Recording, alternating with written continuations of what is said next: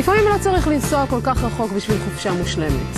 כאן באזור חוף הכרמל ובנימינה אפשר באמת למצוא הכל.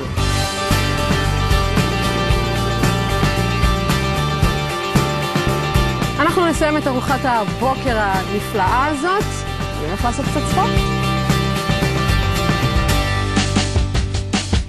לאפשר לאנשים ליהנות מהאופניים ומהאזור שלנו. אנחנו רואים באופניים מכשיר נהדר לבילוי, נופש ותרבות. ולשמור על כושר גם. גם לשמור על כושר, אבל בראש זה בנוי לאנשים שביום יום הם לא רוכבים על אופניים. אז לאן אתה לוקח אותי? אני מוציא אותך לכיוון בריכות הדגים של מעגן מיכאל. היום החקלאות היא יותר חקלאות מפוזרת. כולם מגדלים מהכל בכל דבר בכל הארץ. לכן יש פה אפרסקים, מישמיש, תפוחים, נקטרינות, אגסים, כל מה שאת רוצה אנחנו נראה תוך כדי נסיעה. משובח, אלה רבים בלי גרעינים של פעם. מדהים. גמרו פה לפצור לפני שבועיים, אנחנו פשוט נהנים מהשאריות של הבציר.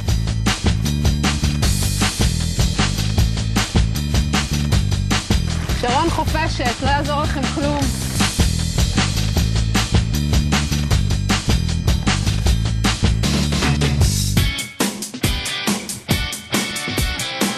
אם אתם בעניין של אקסטרים, הגעתם למקום הנכון.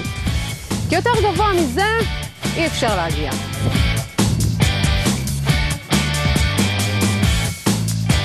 אנחנו מתעסקים בעיקר בצניחות היכרות, חוויה בעצם לכל אחד, החל מגילאי 12.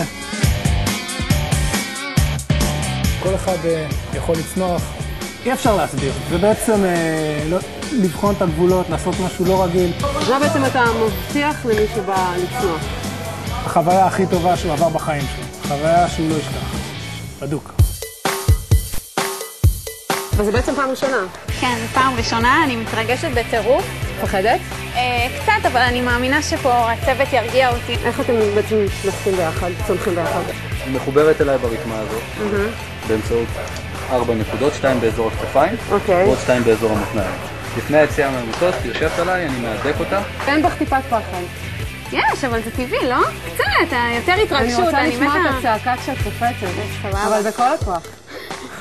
כל החוזק.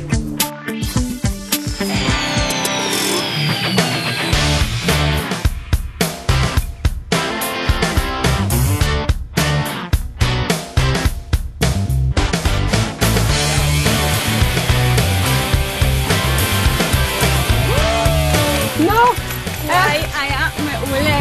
אז אפילו לא לבדה. איזה כיף, את לא מבינה איזה נוף רואים משם. כאילו אין, זה פשוט מדהים, מדהים. אז זהו להפעם, יש לנו עוד הרבה מה להספיק. אנחנו חוזרים לצימר. אפשר, נעשה מחר.